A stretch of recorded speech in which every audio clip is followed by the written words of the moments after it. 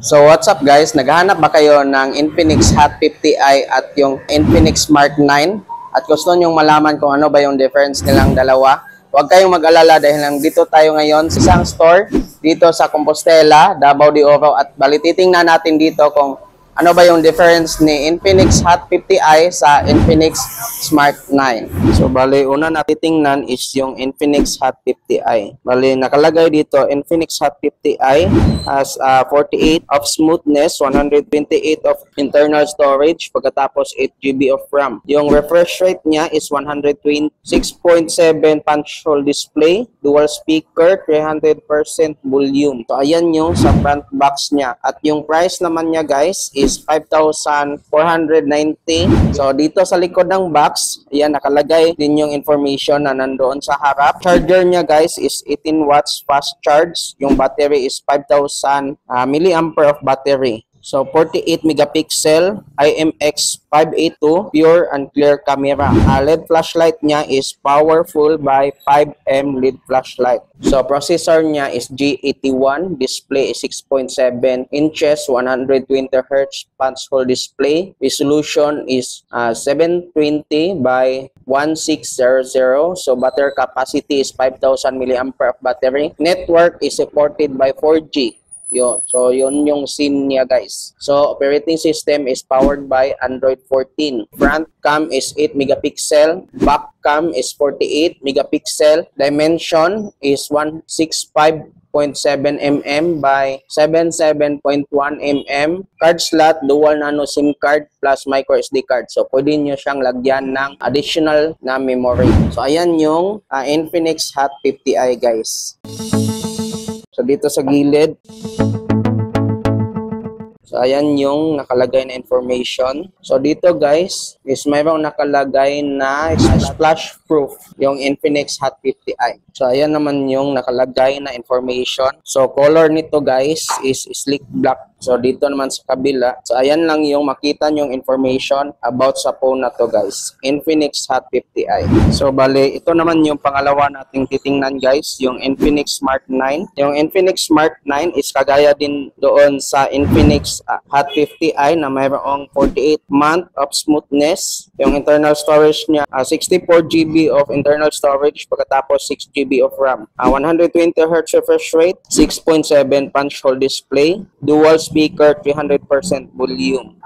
So, yung price niya is 4,290. So, back ng box. So, dito naman nakalagay guys. Same lang din na information. So, 120Hz refresh rate, 6.7 punch hole display with dynamic bar. So, processor is G81, powerful 5M LED flashlight, durable and drop resistance. Ibig sabihin guys, hindi siya madaling mabasag. Napakatibay ni Infinix Smart 9. So, sa battery naman is 5,000 milliampere of battery. Yung back cam is 13 megapixel crystal clear camera. So, ayan guys, processor is G81, display is 6.7 inches, 120Hz refresh rate, punch hole display, resolution is 720 by 1600, battery capacity is 5,000 milliampere battery, network is 4G, operating system is Android 14, so memory niya guys is 64 yung internal storage at saka 6 GB of RAM. Front cam is 8 megapixel, back cam is 13,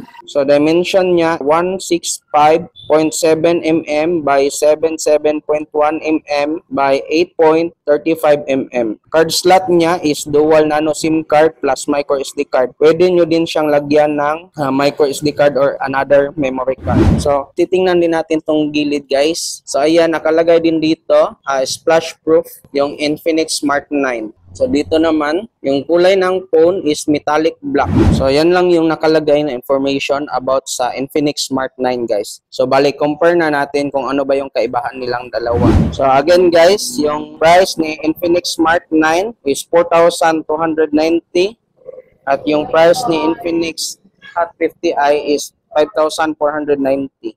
So, nagkaiba sila sa price. So, ayan yung price nilang dalawa. Nagkaiba din sila sa storage kasi itong si Smart 9 is 64 GB of internal storage pagkatapos 6 GB of RAM. So, 128 si Hot 50i yung storage niya, yung internal storage at saka 8 GB of RAM. So, sa battery, same lang din sila. Sa display, 6.7. Punch hole display. Ito din. So, sa network is supported by 4G. So, 4G si Infinix Smart 9 at Hot 50i. So, sa volume, 300% volume, 300% volume, 120 Hz refresh rate, 120 Hz refresh rate. So, yun yung kaibahan nila. Nagkaiba sila sa price at sa camera at yung sa internal storage niya. So, ayan yung dalawang smartphone ni Infinix. So, sana nakatulong tong video na to. At please don't forget to like, share, and subscribe. At paki-comment na rin kung ano ba yung gusto nyong phone na i-content natin next vlog natin. So, see you guys. Bye-bye. Visit nyo lang guys yung store nila dito sa Compostela, Davao de Oro. At ilalagay ko din yung screen ng name ng store nila dito guys. For our bonus clips sa ating YouTube vlog, shoutout natin yung mga nag-comment sa ating YouTube videos. Shoutout kay I'm Greek Sapriot, Under the Greek. Shoutout kay Prince Hans. Shoutout kay Baby Love Gonzalez. At shoutout kay Third Hell. So, thank you guys sa mga sumusuporta sa ating YouTube channel. At sana guys, wag kayong magsawang manood pa sa ating mga YouTube vlog. So, thank you guys. Bye-bye!